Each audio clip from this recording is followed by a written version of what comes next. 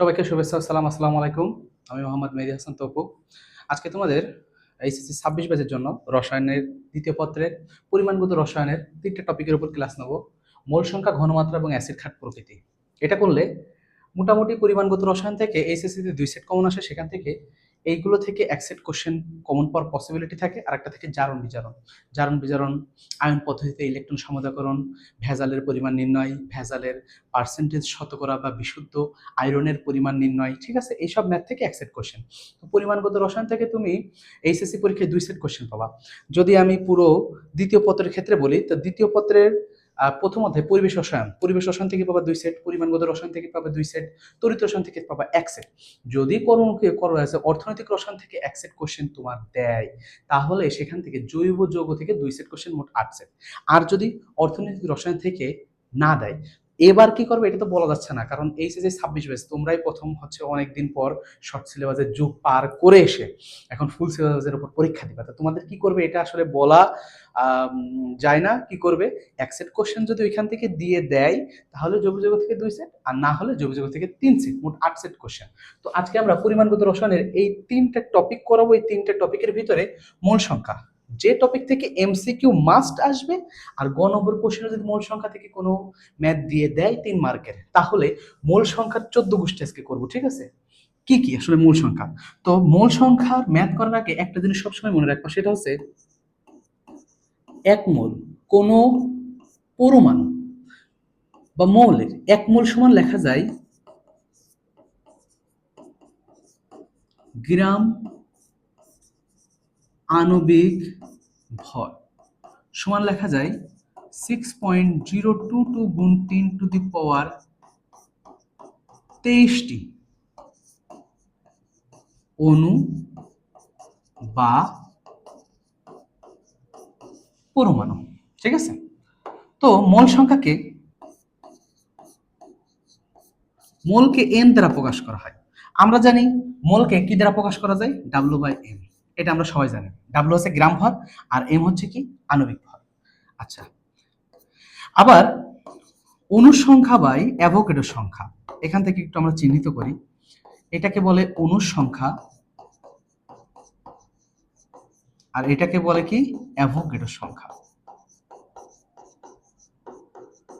এই সংখ্যাটার মান 6.022 গুণ 10⁻23 বা 6.023, তুমি যেটা ইচ্ছা সেটা দাও, কোনো সমস্যা নেই।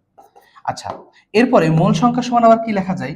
মোল সংখ্যা সমান লেখা যায় এস গুণ ভি, যদি ভিটা থাকে লিটারে।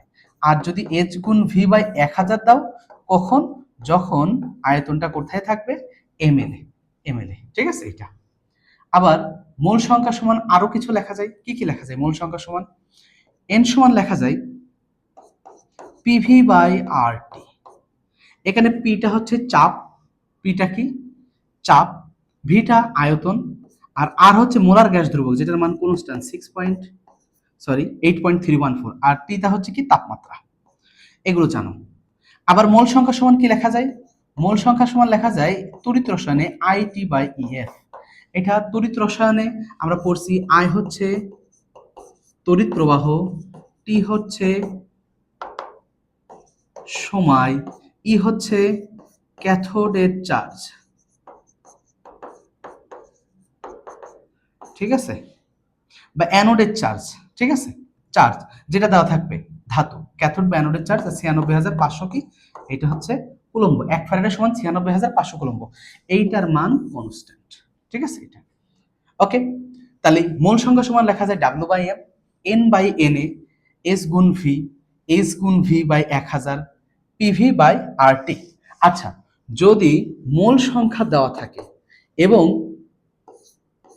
এসটিপিতে আয়তন বের করতে বলে, তাহলে এসটিপিতে আয়তন বের করার জন্য এই মোল সংখ্যার সাথে 22.4 লিটার গুণ দেবো।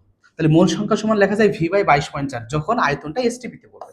আবার মোল সংখ্যা সমান লেখা যায় যখন আয়তনটা এসএটিপিতে পড়বে, তখন আমরা লিখবো 24.789 লিটার।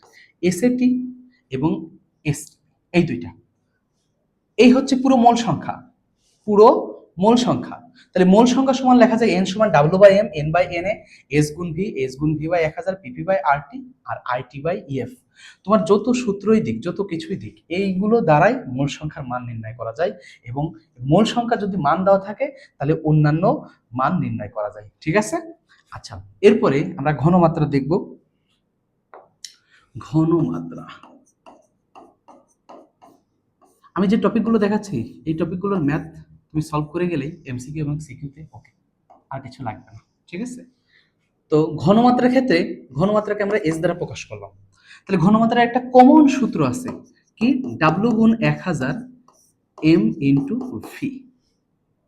তো এখানে তোমরা সবাই জানো এইটার যে এককটা পাওয়া যায় সেটা হচ্ছে বড় হাতের এম, মোলার বা মোল পার লিটার একক। তো ঘনমাত্রা যদি বলে মোলার দ্রবণ তাহলে তার ঘনমাত্রা হবে 1 মোলার। যদি বলে সেমি মোলার দ্রবণ তাহলে ঘনমাত্রা হবে 0.5 মোলার। যদি বলে ডেসিমোলার দ্রবণ 0.1 মোলার। যদি বলে সেন্টিমোলার দ্রবণ তাহলে ঘনমাত্রা হবে 0.01 মোলার। আর যদি বলে মিলিমোলার দ্রবণ তাহলে ঘনমাত্রা হবে 0.001 মোলার। ঠিক আছে? তো এখন ঘনমাত্রা আমরা এই সূত্র দিয়ে নির্ণয় করলে কোন এককে ঘনমাত্রা মানটা বেরোবে? সেটা হচ্ছে মোল পার লিটার একক। এখন যদি তোমার মোল পার লিটার থেকে গ্রাম পার লিটারে যেতে হয়, লেখো মোল পার লিটার থেকে যদি আমাকে গ্রাম পার লিটারে যেতে হয় তাহলে আণবিক ভর গুণ করব। আর যদি গ্রাম পার লিটার থেকে মোল পার লিটারে যেতে হয় তাহলে আণবিক ভর ভাগ করব। ঠিক আছে? আণবিক ভর ভাগ। তো এখন এইটার ক্ষেত্রে ডাব্লু গুণ 1000 এম ইন্টু ভি, মোল পার লিটার একক আছে, এর সাথে যদি আণবিক ভর গুণ করে দিই তাহলে ডাব্লু বাই ভি গুণ 10⁻³ এটা যে এককে ঘনমাত্রা পালাম এটা হচ্ছে কোন এককে? গ্রাম পার লিটার। এটা ছিল মোল পার লিটার, এটা হচ্ছে গ্রাম পার লিটার।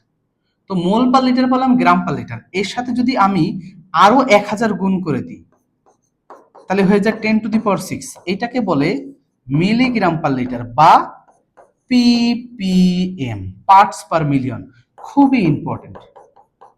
গ নম্বর কোশ্চেনে বলবে একটা দ্রবণ দিয়ে যে এই দ্রবণের ঘনমাত্রা পিপিএম এককে নির্ণয় করো। ঠিক আছে? এইটা। আচ্ছা, তো এটা তো পিপিএম একক ছিল, এর সাথে যদি তুমি আরো 10⁻³ বা 1000 গুণ করে দাও তাহলে এটাকে বলা হয় পিপিবি, পার্টস পার বিলিয়ন একক। ঠিক আছে? তো এখান থেকে ইম্পর্টেন্ট হচ্ছে কোনটা? ঘনমাত্রার এই একক, মোল পার লিটার একক, গ্রাম পার লিটার একক, পিপিএম একক, পিপিবি একক। ঠিক আছে? এই কয়টা এখান থেকে ইম্পর্টেন্ট যদি ঘনমাত্রা থাকে। এখন বলে দিল যে একটা দ্রবণে 12% ঘনমাত্রা। ঠিক আছে? বা 12%-এর একটা দ্রবণ সোডিয়াম হাইড্রোক্সাইড বলে দিল কত পার্সেন্ট? 12%। এমন যদি দ্রবণ থাকে ওই দ্রবণের ঘনমাত্রা কিভাবে নির্ণয় করবা? তাহলে দেখো পার্সেন্ট থাকলে ঘনমাত্রা, তাহলে এটাকেও ঘনমাত্রাকে আমরা কি দ্বারা? সি দ্বারা চিহ্নিত করব, সরি এস দ্বারা। তাহলে এইটার এখান থেকে সূত্র পাওয়া যায়। এই পার্সেন্ট মানে কি লেখা যায়? 12/100। এটা কিসের মান জানো? ডাব্লু বাই ভি এর মান। তো এখান থেকে 100 এবং 1000 কাটাকাটি হয়ে উপরে কত থাকে? 10। তাহলে 12 × 10, 12টা কি ছিল? পার্সেন্ট। তাহলে শর্টে লেখো পার্সেন্ট গুণ 10/m। এটা হচ্ছে সূত্র। এবং এভাবে যে ঘনমাত্রাটা বেরোয় এটা হচ্ছে মোল পার লিটার একক। আমি গ্রাম পার লিটারে যাব, তাহলে আণবিক ভর গুণ করব। আণবিক ভর যদি আমি গুণ করি তাহলে কাটাকাটি হয়ে থাকে পার্সেন্ট গুণ 10, এটা গ্রাম পার লিটার একক। এবারটা যদি আমি মিলিগ্রাম পার লিটার মানে পিপিএম এককে যেতে চাই তাহলে আরো 10⁻³ গুণ করে দেবো, এটা হয়ে গেল মিলিগ্রাম পার লিটার বা পিপিএম।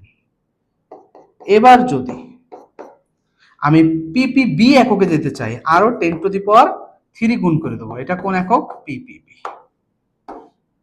তাহলে আমার লাগবে এখান থেকে এই সূত্রটা, মোল পার লিটার একক, গ্রাম পার লিটার একক, মিলিগ্রাম পার লিটার একক, আর একটা কি পিপিএম একক বা পিপিবি একক। এটা হচ্ছে পিপিবি, এটা হচ্ছে পিপিএম একক। এই হচ্ছে ঘনমাত্রা, এর বাইরে আর ঘনমাত্রার কোনো রকম এমসিকিউ বা সিকিউ আসবে না, ঠিক আছে? তাহলে ঘনমাত্রা। এবারে দেখবো আমরা অ্যাসিড ক্ষারের প্রকৃতি। তো একটা পাত্র, সাপোজ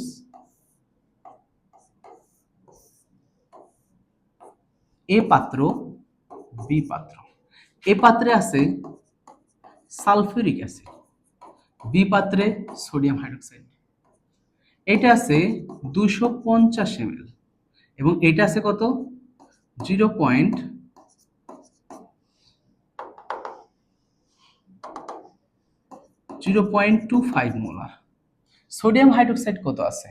সোডিয়াম হাইড্রোক্সাইড আছে 150 ml এবং এর ঘনমাত্রা আমি ধরি 0.15 মোলার। তো যদি বলা হয় যে এই দুইটা পাত্রকে আর একটা সি পাত্রে মিশ্রিত করা হলো, কি পাত্র? সি, এ প্লাস বি। সি পাত্রের প্রকৃতি, পাত্রে প্রকৃতি কিরূপ, মানে প্রকৃতি কেমন, অম্লীয় না ক্ষারীয়? মানে এই দুইটা বিক্রিয়া করে পাত্রে কোনটা অবশিষ্ট থাকবে, অম্ল অবশিষ্ট থাকবে না ক্ষার অবশিষ্ট থাকবে? সহজ দুইটা নিয়ম একদম, ঠিক আছে? তাহলে প্রথম নম্বর ধাপ হবে যে দুইটা অ্যাসিড এবং ক্ষার আছে দুইটাকে বিক্রিয়া করানো। সালফিউরিক অ্যাসিড ও সোডিয়াম হাইড্রোক্সাইড বিক্রিয়া করবে, বিক্রিয়া করার ফলে এখানে উৎপন্ন হবে সোডিয়াম সালফেট আর পানি। তো সোডিয়াম সালফেট 2 অণু আছে, এটাকে আমি 2 যদি দিয়ে দিই তাহলে হাইড্রোজেন 2টা, হাইড্রোক্সাইড 2টা, পানি হয়ে যাচ্ছে কয় অণু? 2 অণু। তো আমি এখান থেকে দেখলাম 1 মোল সালফিউরিক অ্যাসিড বিক্রিয়া করে 2 মোল সোডিয়াম হাইড্রোক্সাইড ক্ষারের সাথে হয়ে লবণ উৎপন্ন করে, ঠিক আছে? মানে 1 মোল 2 মোলের সাথে বিক্রিয়া করে শেষ হয়ে যায়। তো তখন তোমার এখান থেকে নির্ণয় করতে হবে, যেহেতু বিক্রিয়ায় 1 মোল 2 মোল অ্যাসিডে 1 মোল অ্যাসিড 2 মোল ক্ষারের সাথে বিক্রিয়া করে, তো এ পাত্রে অ্যাসিড আছে কতটুকু, বি পাত্রে ক্ষার আছে কতটুকু, এটাকে তোমাকে দেখতে হবে। এ পাত্রে অ্যাসিড আছে N1, তাহলে S গুণ ভি ভাগ 1000। এখানে এস এর মান কত? 2.5 গুণ ভির মান কত, সরি এটাই ভির মান, এস এর মান এত ভাগ কত? 1000। ক্যালকুলেটর নাই, তাহলে আমরা একটু এই ক্যালকুলেটর ইউজ করি, ঠিক আছে? তাহলে 250 গুণন 0.25 এইটা ভাগ 1000 হয় কত? 0.0625। এবার আমরা দেখবো বি পাত্রে ক্ষার আছে কতটুকু, সোডিয়াম হাইড্রোক্সাইড, এটাকে N2 দ্বারা চিহ্নিত করবো, S গুণ ভি ভাগ এটাও কত? 1000। তাহলে এই জায়গায় এস এর মান কত দেওয়া আছে? 0.15, ভির মান দেওয়া আছে 150 ভাগ কত? 1000। তো এই জায়গা 0.15 গুণন 150 ভাগ 1000 কত? 0.0225। ওকে, এটাকে ক্লোজ করে দিই। তাহলে আমি প্রথমে বিক্রিয়া দেখছিলাম 1 মোল অ্যাসিড 2 মোল ক্ষারের সাথে বিক্রিয়া করে, তাহলে পাত্রে দেখলাম আমার অ্যাসিড আছে কতটুকু? 0.0625, ক্ষার আছে 0.0225। তো এখানে আমার মান যেটা লিমিটিং বিক্রিয়া করেছি আমরা, লিমিটিং ফ্যাক্টর, তো যে মানটা কম আমরা সবসময় সেটা নিয়ে কাজ করব। কার মান কম আছে? ক্ষারের মান। তাহলে ক্ষারকে সবসময় 1 মোল ধরবো, যে 1 মোল ক্ষারের সাথে কয় মোল অ্যাসিড বিক্রিয়া করতে পারে, যে মানটা কম আছে সেটা নিয়ে কাজ করব। আছে কি? ক্ষার কম, তাহলে ক্ষারকে আমরা ধরবো 1 মোল, বুঝতে পারছো? তাহলে যার মান কম সেটা নিয়ে কাজ করব। মান কম আছে কি ক্ষারের, ক্ষারকে ধরবো কয় মোল? 1 মোল নিয়ে কাজ করব। যদি অ্যাসিড কম থাকতো অ্যাসিড নিয়ে কাজ করতাম, অ্যাসিড 1 মোল, যেটা আমরা বিক্রিয়া দেখছি 1 মোল 2 মোলের সাথে কাজ করে, ঠিক আছে? মানে বিক্রিয়া করে শেষ হয়ে যায়। তো আমরা এখান থেকে লিখবো 1 মোল ক্ষার বিক্রিয়া করে শেষ হয়ে যায় কত? আচ্ছা, 2 মোল যদি 1 মোলের সাথে বিক্রিয়া করে তাহলে 1 মোল কত হবে, হাফ মোল অ্যাসিডের সাথে বিক্রিয়া করে শেষ হয়ে যায়। তাহলে আমরা পাত্রে এবার দেখব পাত্রে ক্ষার আছে কতটুকু, 0.0225 মোল সোডিয়াম হাইড্রোক্সাইড। এই সোডিয়াম হাইড্রোক্সাইড কতটুকু সালফিউরিক অ্যাসিডের, তাহলে 1 মোল হাফ মোলের সাথে বিক্রিয়া করে, যে মোল 1 মোল তার হাফ, এটার অর্ধেক কত, তাহলে 0.0225 ভাগ 2 আসে 0.01125 মোল অ্যাসিডের সাথে বিক্রিয়া করে। আচ্ছা, তাহলে আমার পাত্রে এই জায়গা থেকে একটু লক্ষ্য করো, এটা সরে না কেন রে, আচ্ছা বাদ দিলাম। তাহলে পাত্রে যতটুকু আমার ক্ষার ছিল, এই যে এতটুকু ক্ষার বিক্রিয়া করে শেষ হয়ে গেছে, সাথে ক্ষার কতটুকু অ্যাসিড শেষ করে নিয়ে গেছে, এতটুকু পরিমাণ। কিন্তু আমার পাত্রে কি ছিল, বেশি, তখন এই জায়গায় লিখবো যে পাত্রে অ্যাসিড অবশিষ্ট আছে কত, 0.0625 মাইনাস 0.01125 মোল। তাহলে এই জায়গায় অবশিষ্ট থাকে কতটুকু, ঠিক আছে। তাহলে 0.0625 মাইনাস 0.01125 সমান 0.05125 মোল। এখন যেহেতু পাত্রে অ্যাসিড অবশিষ্ট আছে, তাহলে আমরা লিখব সি পাত্রে দ্রবণের বা সি পাত্রে মিশ্রিত দ্রবণের প্রকৃতি অম্লীয়, ঠিক আছে। তাহলে এই ছিল আজকের মতো মোল, ঘনমাত্রা এবং অ্যাসিড ক্ষারের প্রকৃতি। আমি হালকা করে বুঝিয়ে দিলাম, এর উপর যত সিকিউ এমসিকিউ আছে এগুলো তোমরা সলভ করো ইনশাল্লাহ, এখান থেকে যদি কোশ্চেন আসে আর তোমাদের আটকাবে না। আচ্ছা, আর পরিমাণগত সেকেন্ড পার্ট যেটা আছে জারণ বিজারণ, ইলেকট্রন পদ্ধতিতে বা আয়ন ইলেকট্রন পদ্ধতিতে সমতাকরণ, এটা, এবং সেখান থেকে জারণ বিজারণ বিক্রিয়ায় যে আয়রন ব্যবহার করা হয় বিশুদ্ধ আয়রন, সেখানে ভেজালের পরিমাণ নির্ণয় করতে বলে, এই দুইটা নেক্সট পার্টে পাবা ইনশাল্লাহ। সবাই ভালো থাকো, আসসালামু আলাইকুম। আজকে আমরা করব জারণ বিজারণ ইলেকট্রন আয়ন সমতা পদ্ধতি, ঠিক আছে। এই পদ্ধতিতে কিভাবে জারণ বিজারণ বিক্রিয়া সমতা করতে হয়, এখান থেকে গ নম্বর কোশ্চেনে 3 মার্কের কোশ্চেন আসে, ঠিক আছে। তো পরিমাণগত রসায়ন এই অধ্যায়ের মোল সংখ্যা, ঘনমাত্রা, তারপরে অ্যাসিড ক্ষার সমতা, এই জায়গা থেকে কিন্তু এটাকে ক্লাস নেওয়া হয়েছে। আজকের ভিডিও হচ্ছে জারণ বিজারণ ইলেকট্রন পদ্ধতি কিভাবে আমরা সমতা করব। ও আরেকটা কথা, এই যে 26 ব্যাচের শিক্ষার্থীদের জন্য এই যে ক্লাসগুলো দেওয়া হচ্ছে তোমাদের এসএসসি 26 ব্যাচের শিক্ষার্থীদের জন্য, কোন সব শিক্ষার্থীদের জন্য এই ক্লাস, যারা এই অধ্যায়ে দেখা যাচ্ছে এই জারণ বিজারণ বিক্রিয়া ইলেকট্রন আয়ন পদ্ধতির সমতাকরণ অনেক আগে করেছো, বা এই অধ্যায়ে একেবারেই টাচ করা হয়নি, ঠিক আছে, টাচ করা হয়নি বা ভুলে গেছো, ঠিক আছে। তো সেখান থেকে অনেকগুলো বিক্রিয়া আছে, 14 থেকে 15টা বিক্রিয়া, এত বিক্রিয়া করে মনে রাখা খুবই কষ্ট, বা নিয়ম মনে থাকে না অনেক সময়। এর জন্য দেখো ওইখান থেকে আমি 6টা বিক্রিয়া তুলছি, এই 6টা বিক্রিয়া করে যাবা, 6টা বিক্রিয়া করে গেলে ইনশাল্লাহ যদি কোশ্চেন গতানুগতিক স্ট্যান্ডার্ড একটা কোশ্চেন হয়, তাহলে দেখবা এখান থেকে তুমি এই 6টা করে গেলেই 6টা থেকে কমন পাবা, ঠিক আছে। তো জারণ বিজারণ ইলেকট্রন আয়ন পদ্ধতিতে সমতাকরণের প্রথমে তোমাকে বিক্রিয়া দেওয়া থাকবে একটা জারক এবং একটা বিজারক, এবং বলবে অম্লীয় মাধ্যমে এই জারণ বিজারণ বিক্রিয়াটি সমতা করো, ঠিক আছে। তো শুরুতেই তোমাকে জারক এবং বিজারক দিয়ে দেবে। অনেকে কি করো, জারক বিজারক মুখস্থ করো, যদি মনে রাখার জন্য মুখস্থ করতে চাও মুখস্থ করতে পারো, কোনো সমস্যা নেই। তো এই যে বিক্রিয়া, আমি এই বিক্রিয়া কিভাবে সম্পূর্ণ করবা, এবং এই বিক্রিয়া সম্পূর্ণ করার পরে দেখো দ্বিতীয় যেটা আমাদের লিখতে হয় সেটা হচ্ছে একটা সমীকরণ, আয়নিক সমীকরণ। কি আয়নিক সমীকরণ হচ্ছে দর্শক আয়ন বাদে যে সমীকরণটা, সেটা হচ্ছে আয়নিক সমীকরণ।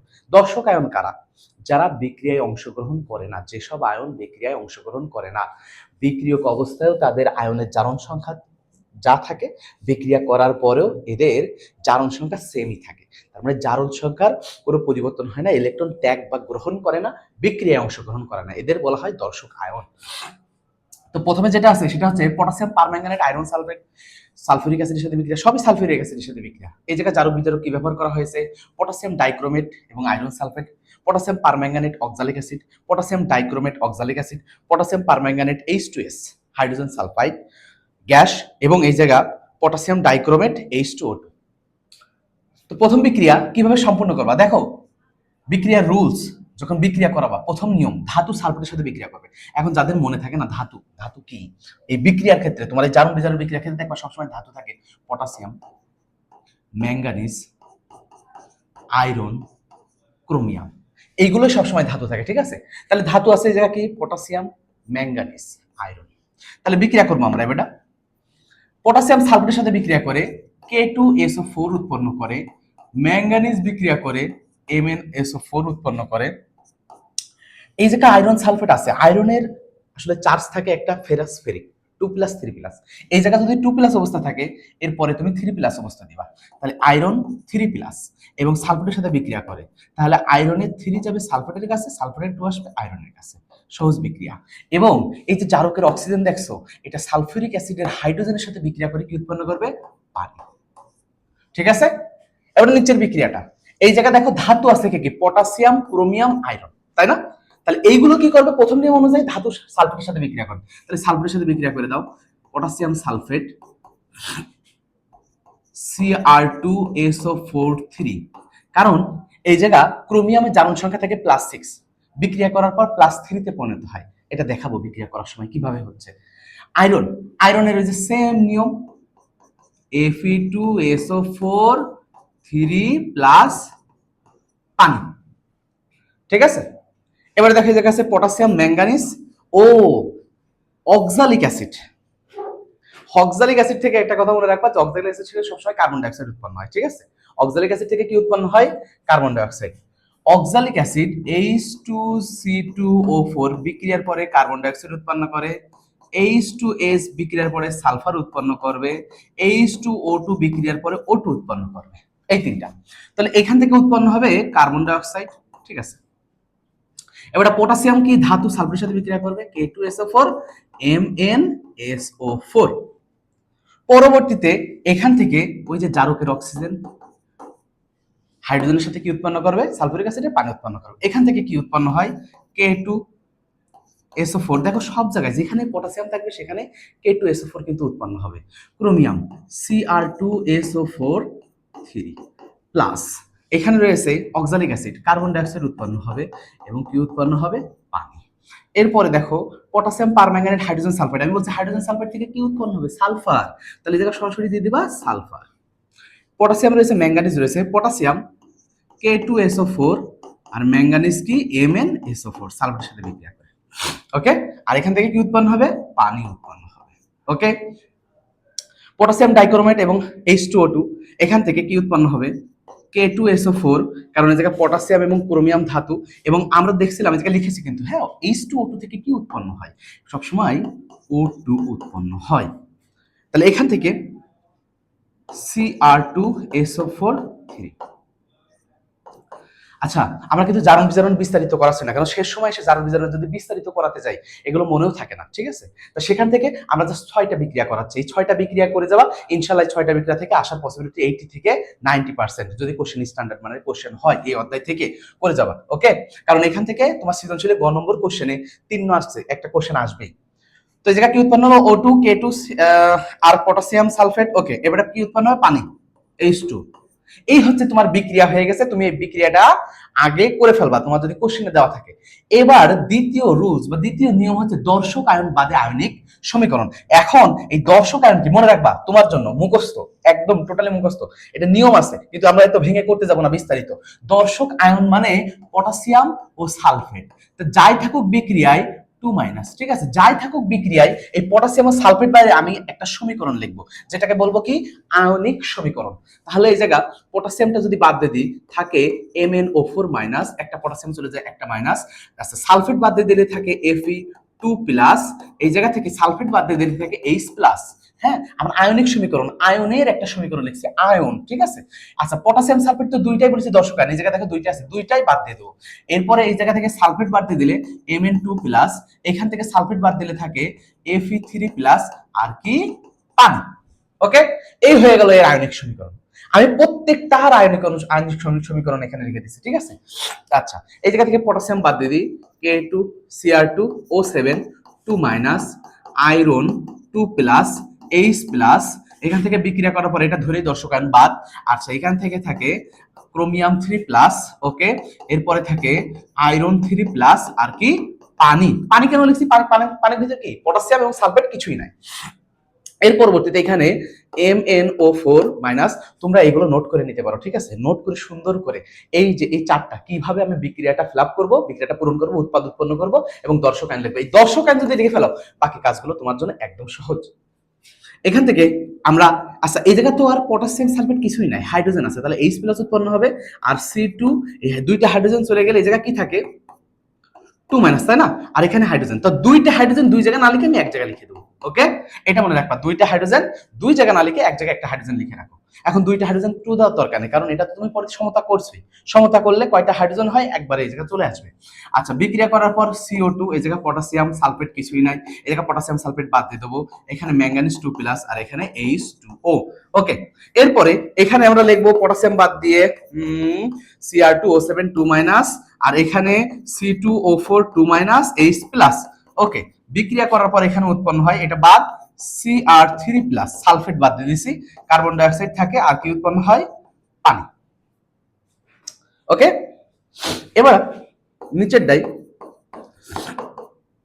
ওকে। তাহলে দুইটা হাইড্রোজেন এক জায়গায় হাইড্রোজেন প্লাস লিখছি। এখন এইটা হাইড্রোজেন চলে গেলে থাকে এই জায়গায় H, দুইটা হাইড্রোজেন যায় 2 মাইনাস, আর এই জায়গায় একটা H প্লাস। বিক্রিয়া করার পর সালফার Mn2 প্লাস, কেন? কারণ সালফেটটা দর্শকায়ন বাদ দিয়ে দিছি, আমি সালফেট এবং পটাশিয়াম যেখানে থাকবে বাদ দিয়ে দিছি, ঠিক আছে? বাদ দিয়ে লিখছি কারণ এটা দর্শকায়ন হিসেবে কাজ করে, মুখস্থ। অক্সিজেন, এরপরে এখান থেকে পটাশিয়াম যদি বাদ দিয়ে দিই C2O7 2 মাইনাস, আর এখানে থাকে O2 2 মাইনাস, ওকে। আর এই জায়গা কি থাকে H প্লাস। বিক্রিয়া করার পর এই জায়গা উৎপন্ন হয় বা থাকে O2 Cr3 প্লাস, আর কি পানি। এখন তোমাকে যে কোনো একটা বিক্রিয়া দিয়ে দিল, সাপোজ, ঠিক আছে? যে কোনো একটা বিক্রিয়া, আমি এখান থেকে একটা বিক্রিয়া কমন নিয়ে নিই, যে কোনো একটা বিক্রিয়া, প্রথম বিক্রিয়াটা, ঠিক আছে? কপি করে নিলাম,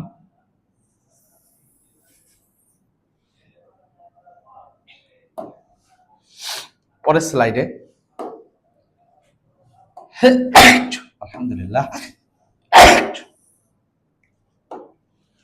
তোমার প্রথম নিয়ম হচ্ছে কি উৎপাদ উৎপন্ন করা, তারপর আয়নিক সমীকরণ লেখা। এবার তোমার কাজ কি? এবারে কাজ জারণ অর্ধ বিক্রিয়া, জারণ অর্ধ, এত বড় কেন, বিক্রিয়া। এখন এই জায়গা দেখো জারণ ঘটছে কার, তুমি সবসময় মনে রাখবা, যদি মনে না থাকে মুখস্থ, ম্যাঙ্গানিজের এখানে যদি জারণ সংখ্যা নির্ণয় করতে পারো, জারণ সংখ্যা কিভাবে নির্ণয় করতে হয় ম্যাঙ্গানিজের, দেখো যার জারণ সংখ্যা নির্ণয় করবো তার এক্স ধরবা, এরপরে অক্সিজেনের জারণ সংখ্যা কত -2, চারটা আছে, এবং যৌগের জারণ সংখ্যা 0 হয়, কিন্তু চার্জ থাকলে চার্জটাই ফুল, তার জারণ সংখ্যা -1। তাহলে এখানে x সমান লেখা যায় +7, তাহলে জিঙ্ক, সরি, ম্যাঙ্গানিজ এর জায়গায় আছে +7, কিন্তু বিক্রিয়া করে কোথায় পরিণত হচ্ছে +2, তারপরে 5টা ইলেকট্রন গ্রহণ করছে। অনেকে এটা মুখস্থ রাখে যে ম্যাঙ্গানিজ 5টা ইলেকট্রন গ্রহণ করে, এমসিকিউতে আসে, হ্যাঁ, ম্যাঙ্গানিজ বা পারম্যাঙ্গানেট বা পটাশিয়াম পারম্যাঙ্গানেট কয়টা ইলেকট্রন গ্রহণ করে? 5টা ইলেকট্রন, ঠিক আছে? মুখস্থ রাখতে হবে, কোনো সমস্যা নেই, আমি বের করে নিলাম, মুখস্থ রাখার আমার কোনো প্রয়োজন নেই। আর যেহেতু এটা গ্রহণ করছে, তাহলে এটা হচ্ছে কি বিক্রিয়া? বিজারণ বিক্রিয়া। আর বিজারণ বিক্রিয়া যার ঘটে তার কি বলে? জারক। তাহলে এই পটাশিয়াম পারম্যাঙ্গানেট বা পারম্যাঙ্গানেট আয়ন হচ্ছে জারক, এটা হচ্ছে কি জারক। জারক বিজারক অনেকে মুখস্থ করে, আর এটা কি তাহলে বিজারক, ওইটা জারক হলে এটা কি বিজারক, সিম্পল। তো বিজারণ বিক্রিয়া কি হচ্ছে MnO4 মাইনাস 5টা ইলেকট্রন গ্রহণ করে Mn2 প্লাসে পরিণত হচ্ছে, 5টা ইলেকট্রন গ্রহণ করে, ওকে, ঠিক আছে। এই জায়গায় দেখে একটা ম্যাঙ্গানিজ, এই জায়গায় একটা ম্যাঙ্গানিজ, ম্যাঙ্গানিজের সমতা আছে, কিন্তু অক্সিজেনের জায়গায় 4টা, এই জায়গায় কি কোনো অক্সিজেন আছে? না। তো জারকে যদি অক্সিজেন এক্সট্রা থাকে আর উৎপাদের জন্য কোনো অক্সিজেন না থাকে, এই H প্লাস আয়ন এই জায়গায় যোগ করে দিবা, এটা মনে রাখবা। জারকে যদি অক্সিজেন থাকে এবং উৎপাদে যদি কোনো অক্সিজেন না থাকে, তাহলে H প্লাস আয়ন জারকের সাথে অ্যাড করে দিব, এবং এই অক্সিজেন এবং হাইড্রোজেন মিলে H2O পানি উৎপন্ন হবে। এখন কত অণু পানি উৎপন্ন হবে জানো? এই অক্সিজেন যে কয় অণু থাকবে, অক্সিজেন আছে 4 অণু, এই 4 অণু পানি উৎপন্ন হবে। তাহলে হাইড্রোজেন হয়ে গেল কয়টা? 4 দুগুণে 8, এই জায়গা দিয়ে দেবো 8, এটাই 1 নম্বর সমীকরণ, এটা 1 নম্বর সমীকরণ। এবার লিখবো কি জারণ বিক্রিয়া, জারণ অর্ধ বিক্রিয়া, ঠিক আছে? অর্ধ জারণ বিজারণ বিক্রিয়া, তাহলে জারণ বিক্রিয়াটা অর্ধ, বিজারণ বিক্রিয়াটা অর্ধ, জারণ বিজারণ বিক্রিয়া। জারণ বিক্রিয়া কি হচ্ছে দেখো, এই জায়গা ছিল আয়রন 2+, বাহ, এই জায়গা কত আয়রন 3+ পরিণত আছে, তার মানে একটা ইলেকট্রন ত্যাগ করেছে। 2 নম্বর বিক্রিয়া। এবারে বলেছে জারণ বিজারণ আয়ন ইলেকট্রন সমতাকরণ কি, ইলেকট্রন সমতাকরণ, ঠিক আছে। এই জায়গায় আমাদের ইলেকট্রন সমতা করতে হবে। এই জায়গায় 5টা ইলেকট্রন আছে, এই জায়গায় কয়টা আছে, একটা। তো 5টা এবং একটা, এই ইলেকট্রন যদি আমাকে সমতা করতে হয়, তাহলে আমি এই জায়গায় লিখব 1 গুণ 1 প্লাস 2 গুণ 5, তাহলে এরও 5টা ইলেকট্রন হয়ে যাবে, ঠিক আছে। তাহলে 1 গুণ, আমি কি লিখছি, 1 MnO4 মাইনাস প্লাস 8টা হাইড্রোজেন প্লাস 5টা ইলেকট্রন বিক্রিয়া করে Mn2 প্লাস 2H2, ঠিক আছে, মানে 4H2। আর এই জায়গায় আমি যদি লিখি আয়রন কত প্লাস, 2+, আর এই জায়গা -5 ইলেকট্রন, আর এই জায়গা কত হচ্ছে 5টা আয়রন 3+। তো এখানে যদি বিক্রিয়াটা লেখা হয়, মোট বিক্রিয়াটা, তাহলে 5টা ইলেকট্রন কেটে যাবে, বাকি থাকে কি MnO4 মাইনাস 5টা আয়রন 2+, আর 8টা হাইড্রোজেন বিক্রিয়ার পরে Mn2 প্লাস 4টা পানি 5টা আয়রন 3+। এইটাই সেই কি জারণ বিজারণ আয়ন ইলেকট্রন সমতাকরণ। দেখো আয়নের কি সবগুলো আমি সমতা করেছি, ইলেকট্রন সমতা করে সবকিছু এই জায়গায় সমান হয়ে গেছে। এখন ওই যে প্রথমে আমি যে দর্শক আয়ন বাদ দিয়েছিলাম, ওই দর্শক আয়নটা অ্যাড করে দিব, ঠিক আছে। বা এরকম রাখলেও হয়, কিন্তু আমাদের ভালো হয় কি আমরা দর্শক আয়নটা কি করে দেবো, অ্যাড করে দেবো। তো দর্শক আয়ন অ্যাড করার জন্য আমরা প্রথমে যে বিক্রিয়াটা ছিল, এই বিক্রিয়াটা আগে আমি লিখে নেব, সম্পূর্ণ বিক্রিয়াটা লিখে নেব, ঠিক আছে, সম্পূর্ণ বিক্রিয়াটা লিখে নেব। তাহলে এই জায়গা লিখি কে MnO4 minus Fe2SO4 H2SO4 plus MnSO4, আর এই জায়গা থাকে আয়রন 2SO4 3, আর কত অণু, 4 অণু পানি। ওকে, লিখছি। এখন দেখো এই জায়গা ম্যাঙ্গানিজ কয়টা, একটা, এই জায়গা ম্যাঙ্গানিজ একটা আছে, কিছু করার দরকার নেই। আয়রন আছে এই জায়গায় কয়টা, 5টা, তাহলে এখানে যদি আমার 5টা আয়রন করতে হয়, এর সামনে কত দিয়ে দেবো, 5, শেষ। হাইড্রোজেন আছে কয়টা, 8টা, এই জায়গায় যদি 8টা হাইড্রোজেন আমার করতে হয়, এখানে সামনে কত দিয়ে দেবো, 4। ম্যাঙ্গানিজ আছে একটা, এখানে ম্যাঙ্গানিজ একটা, কিছুই করার দরকার নেই। আচ্ছা, আয়রন আছে 5টা, কিন্তু এখানে আয়রন আছে 2টা, তাহলে 5টা করতে গেলে আমি কি করে দেবো, 5/2। ওকে, এবার হাইড্রোজেন আছে কয়টা, এই জায়গা 8টা, এই জায়গায় হাইড্রোজেন আছে 8টা, বা পানি 4টা, পানি 4টা, কিচ্ছু করার দরকার নেই। এখন একটা জিনিস মনে রাখবা, যে এই মূল সংখ্যা জারণ বিজারণ ইলেকট্রন সমতাকরণ পদ্ধতিতে উৎপাদ বা বিক্রিয়কের মূল সংখ্যা কোনো সময় ভগ্নাংশ আকারে রাখবা না। তাই এই ভগ্নাংশটা উঠাতে গেলে সবাইকে কত দ্বারা, 2 দ্বারা গুণ করে দাও। তো সবাইকে যদি আমি 2 দ্বারা গুণ করি, তাহলে হয়ে যাবে কি, এই জায়গা হয়ে যাবে 2, এই জায়গা 10, এই জায়গা হবে 8, এই জায়গা হবে 2, এই জায়গা হয়ে যাবে কত, তখন 5, 5 দুগুণে 10 কিন্তু হয়ে যাচ্ছে। এবং নিচে এই জায়গা হয়ে যাবে 2 দ্বারা গুণ করলে 8। এবং এই যে পটাশিয়াম সালফেট পূর্বের যে দর্শক আয়নটা আমি একদম বাদ দিয়ে দিয়েছিলাম, এটা লাস্টে কি করে দিবা, অ্যাড করে দিবা। হয়ে গেল কি তোমার জারণ বিজারণ আয়ন পদ্ধতিতে ইলেকট্রন সমতাকরণ, ঠিক আছে। এই জারণ বিজারণ ইলেকট্রন সমতাকরণ পদ্ধতি, এই পদ্ধতিতে তুমি যদি 6টা করে যাও, ইনশাআল্লাহ এখান থেকে গ নম্বর কোশ্চেন একটা কোশ্চেন থাকবে। ওকে।